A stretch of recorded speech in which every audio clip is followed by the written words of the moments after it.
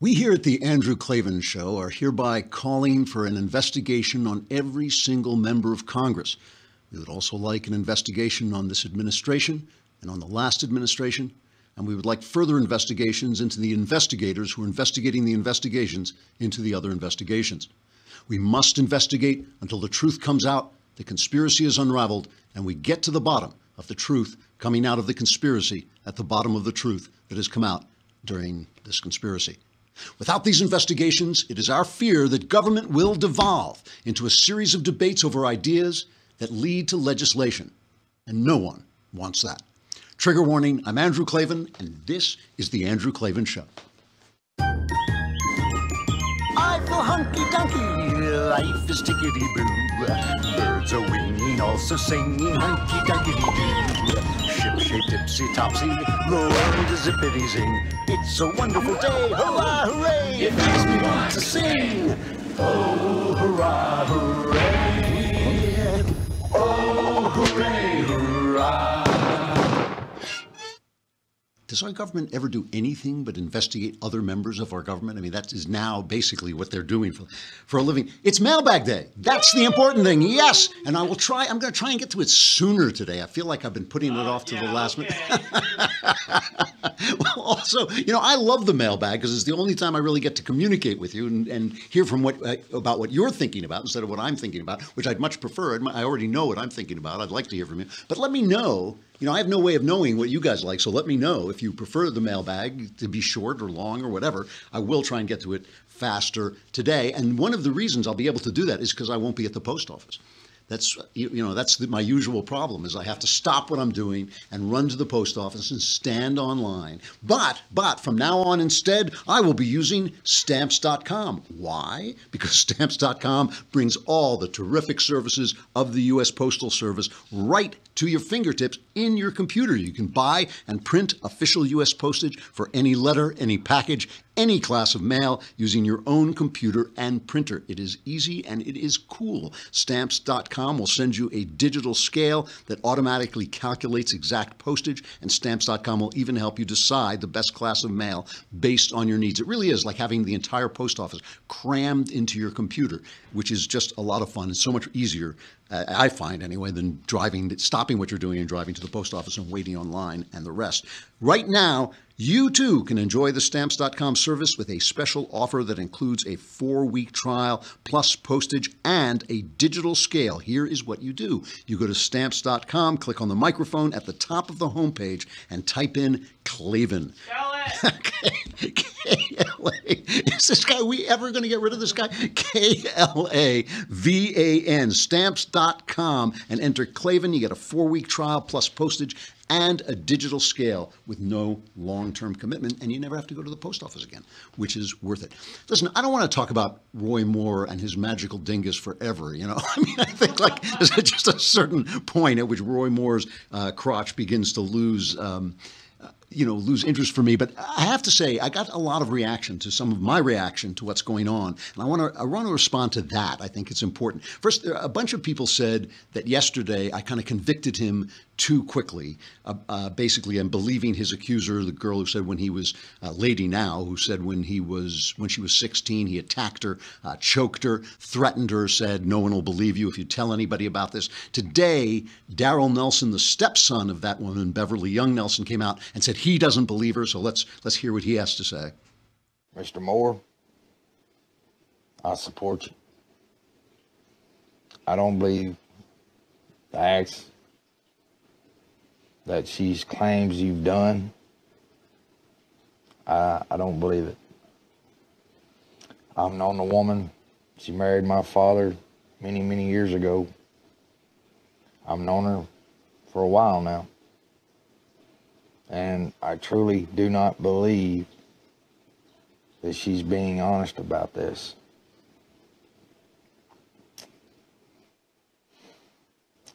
You're a good judge. I've grown up. I've known your name since I was a kid. You cared about the 10 Commandments. You tried like hell to keep the 10 Commandments from being took out of the courthouse. I remember. So that's that. Unfortunately, everybody else has now basically dumped him. Mitch McConnell says his campaign is collapsing. The RNC, the National Party, seems to have withdrawn funding and support. Sean Hannity, who, is a partisan and a very strong partisan, but he's always been really good about investigations. He does not get caught up in witch hunts. He's always, I thought he should have won a Pulitzer Prize, seriously, for his work during the lacrosse rape case. I think if he had been a liberal and that had been a liberal case of some sort, I think Hannity would have a Pulitzer. He'll obviously never get one because he's Hannity. But I think that even this is what he said about Moore yesterday. So Moore's losing even Sean's support. Here's where I am tonight. Between this interview that I did and the inconsistent answers, between him saying, I never knew this girl, and then that yearbook comes out. For me, the judge has 24 hours. You must immediately and fully come up with a satisfactory explanation for your inconsistencies that I just showed. You must remove any doubt. If you can't do this, then Judge Moore needs to get out of this race. This country has way too many issues and problems. The American people deserve 100% truth and honesty. We need correct answers the first time on issues this serious. Yeah, so, I mean, when you lose Sean and when Sean is telling you got 24 hours to clear your name, you're in trouble. So let me just respond to some of the people who wrote to me and tweeted me and did other things. Someone said that I was being soft, making excuses for sexual harassment, and that is utter garbage. All I was pointing out is that we are in a witch hunt situation. That does mean that we have to be careful and cautious of the accusations being made. And I was also pointing out in this kind of feminist witch hunt that people put clumsy or even offensive flirting on the same lists as actual rape and actual, assault, that basically you're degrading the serious charges by mixing them in with things that just happen between men and women. Things happen between men and women. Men make mistakes. Women are flirtatious. All kinds of things happen. It's very complicated. And before you start accusing people, you want to know that you're accusing people and ruining their careers over something that is really, really bad. And my personal approach, listen, I live outside the realm of feminism. I'm not a feminist. I don't live as a feminist. I don't just come here and tell you I don't like it. I don't live as a feminist. I live as a gentleman. I try to live as a gentleman. But the problem is when feminists are telling you you don't have to be a lady, men are not going to be gentlemen. And I think that is a problem, and I brought that out. But I'm in no way, I think people who behave badly are bad. It's ridiculous. That I just completely dismiss, but I thought I should bring it up. Somebody said to me that when the accuser came out and accused Moore of rape, that she was crying, and it was so long ago she wouldn't be crying anymore. That is really bad thinking. I mean, like the whole thing about this stuff is it sticks with you for life. It hurts you for life. I have given speeches and talks about my conversion experience and have gone through some of the things that happened to me when I was a little kid and more than 30 years ago. It still chokes me up. It still affects me. We live in time. This is one of the reasons that I can't support abortion. It's one of the reasons I'm pro-life, is that I feel that you are the child you were, you are the man or woman you will one day be. Just as I feel a baby in the womb is the adult it will one day be. And so I feel that we live in time, and that person crying, I just think she was very credible. I was watching that thing and I just thought that was very credible. Look, she might be lying. It's possible. But I will say this. If this is a hit job, it is one of the most elaborate conspiratorial hit jobs I have ever seen. The evidence has really piled up. Somebody said there was this thing where Moore said that he had never heard of the restaurant where he met the woman who accused him of assaulting her. And then she produced a yearbook that he had signed, and he had signed it that he was a DA. Somebody said, a couple of people pointed out that he was, this is a kind of forgery theory, the idea that the yearbook was forged, that he was not a DA, he was a deputy DA. But I've known a lot of DAs. I've covered courts as a reporter. They're always ADAs because the DA is usually the elected official at the top. But they sometimes say, I am a DA, meaning I am one of the DA's people. So I don't buy that. Somebody else, a couple of people said that there was no Old Hickory House restaurant. This is something that's a meme that's going around. Not true. There's a listing for a restaurant called Old Hickory House Barbecue, and without the fake E that they put at the end of old. But that was established in 2001, which was after this event. But a reporter for al.com, which I guess is alabama.com, a guy named William Thornton, dug up a city directory of Gadsden from 1978, which lists a restaurant called Old Hickory House and with the proper address. So, and you know, there's just a lot of people who are talking about the fact that he hung out at the mall as a 30-year-old guy picking up girls. One mall said they had to ban him because he was bugging the little girls there, or the young girls there.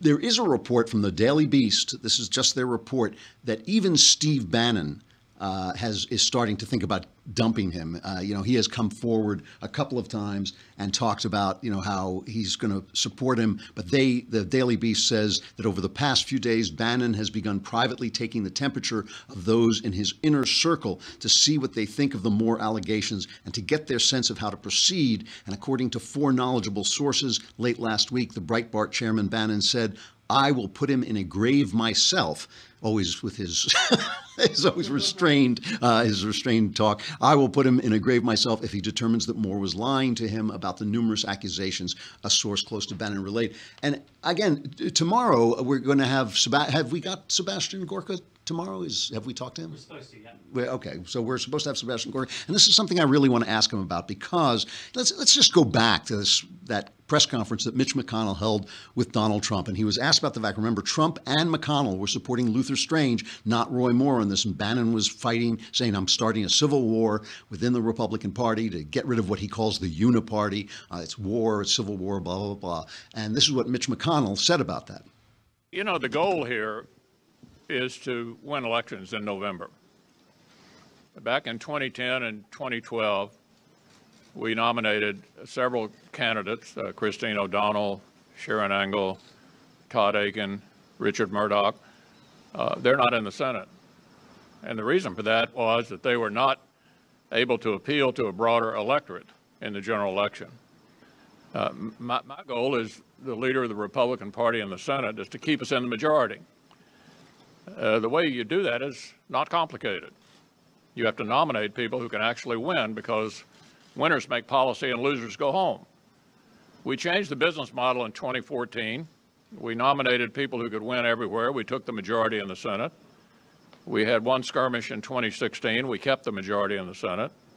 So our operating approach will be to support our incumbents, and in open seats to seek to help nominate people who can actually win in November.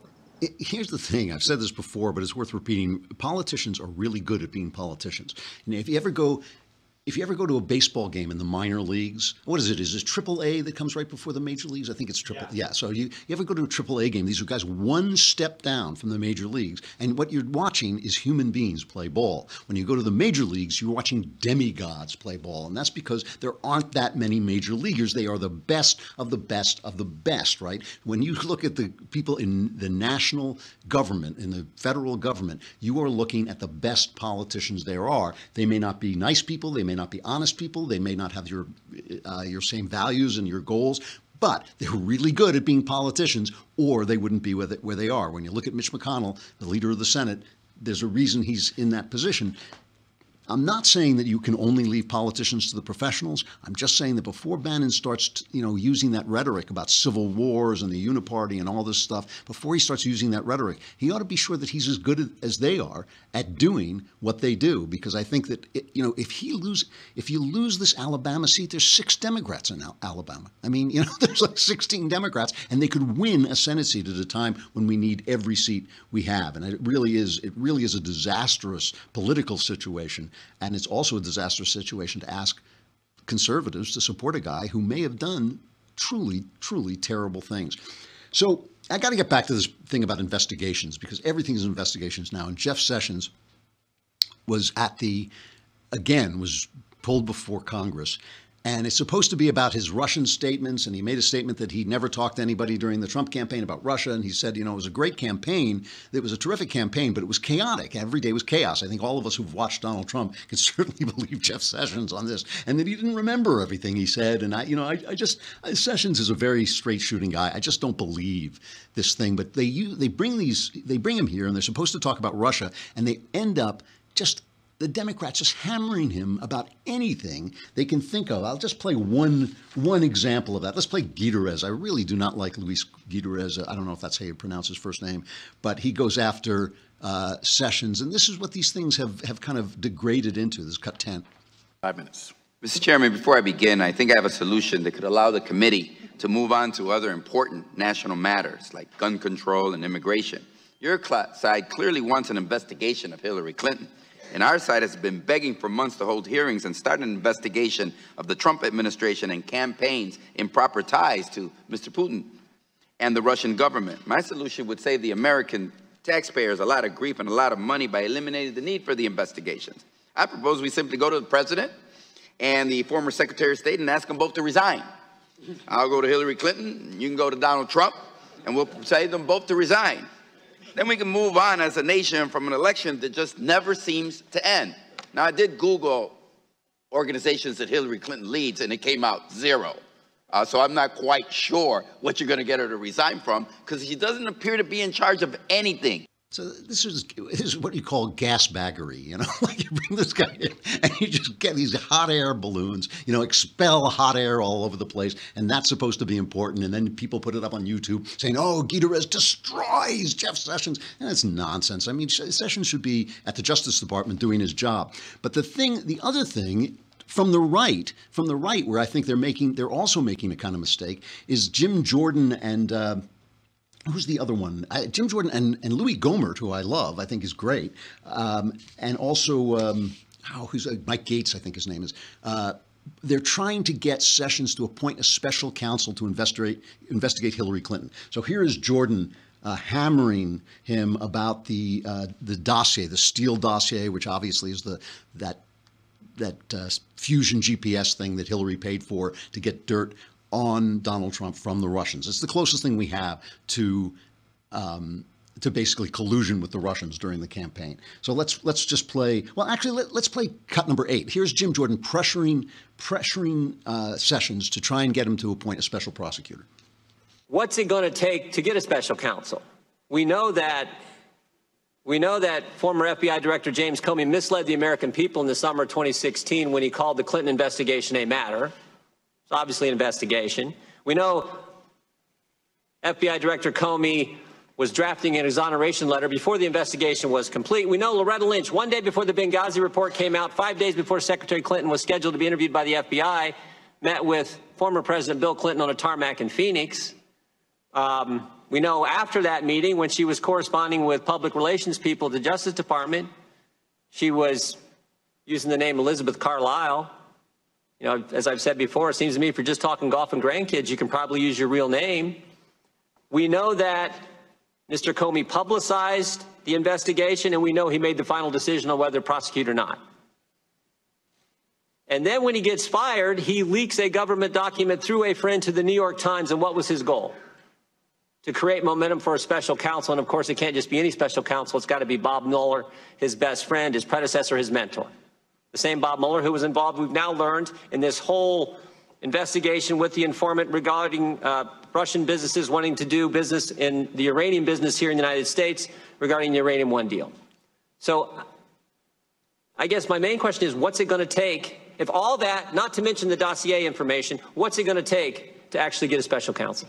It would take a factual basis that meets the standards of the appointment of a special counsel. Is that analysis going on right now? Well, it's in the manual of the Department of Justice about what's required. We've only had 2. The first one was the Waco, Janet Reno, Senator Danforth, who took over that investigation as special counsel, and Mr. Mueller. Each of those are pretty special factual situations. Let me ask it this way. And we will use the proper standards, and that's what only thing I can tell you, Mr. Jordan. What's the problem with this, okay? Because a lot of Jordan's points are absolutely true. There's a lot of stuff that needs to be looked into and investigated and all this stuff. You don't need a special counsel for this, and in fact, it's a bad idea. The reason he wants this is because we now have this battle of investigations going on, which is what they do instead of arguing ideas, instead of debating, instead of legislating, instead of doing the work that we sent them there to do. This investigation has become the kind of go-to action of our Congress, and it is ridiculous. So when they appointed this special counsel Mueller to look into the Russian collusion thing, I went nuts. If anybody was listening, if you remember, I just thought that was the stupidest thing they had ever done, because once you appoint these guys, they just run rampant. They just go anywhere in order to get the kind of convictions that will make it look like it was worthwhile appointing them. And there's reason to think that Robert Mueller has got too many Democrat donors and all this stuff. And there's also reason to think a lot of people trust him. You know, I'm not impugning his integrity. I'm just saying once you do this, these guys go wild. So Jordan wants our own wild, rampant, investigator. But the only thing is, you don't need a special investigator for this. Sessions has not recused himself. Sessions had recused himself from the Russian investigation. That's why they needed a special counsel. He hasn't recused himself from any of this. So it doesn't mean he's not investigating it if he doesn't have some crazed special counsel running all over the place. Jordan just wants to continue that battle. That's, and I think it's a waste of our money and our time. And I think a lot of this is a waste if you the guy, like I said, Sessions should be basically doing his job, investigating Hillary Clinton. But I think that this is just, it's a waste, and it's the wrong way to run a government. It's like a tin pot, it's like a tin pot dictatorship where you just investigate everybody. Hey, when I was working more in Hollywood, I used to get to fly, first class everywhere, and my travel was all arranged, and there was always somebody I could call at the studio to help me with travel. Now, I'm an independent contractor, and now I just have to rely on myself or, my wife or something to get going. But that's why there's Upside.com. I want to make sure I've got the right thing. It's Upside.com. Yeah. Upside.com, because Upside.com gives you what big businesses have for travel. It gives you the kind of support you want. And I've been trying to get you to try this. Now I've figured out a way. I'm going to bribe you, because I know my audience. You're corrupt. You're lowlifes. I'm going to bribe you. Here's what I'm going to do. If you book a business trip through Upside, not only will you get all the support that Upside provides, but if you go to Upside.com, I will give you two of the best gifts anyone is going to give you this holiday season. The first is a free pair of Bose SoundLink wireless headphones. I use Bose headphones all the time in my work to, if there's somebody mowing the lawn nearby and I'm writing, I put them on. They're incredible noise cancelers. They're just great. And that'll give you some peace and quiet when you take your trip. And second, I will give you the gift of better business travel experience, because Upside has customer service specialists who look out for you every step of the way on your business trip. They handle any problem that might pop up. Their team is hard at work 24/7 to make sure your flight, hotel, and rental car all go off without a hitch. They're available on demand by chat, phone, and email whenever you need them. You have a problem,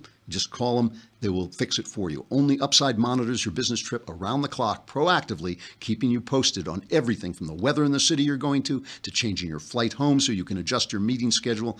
It really is a level of service that you only get in big business, and now you can get it in your small business too.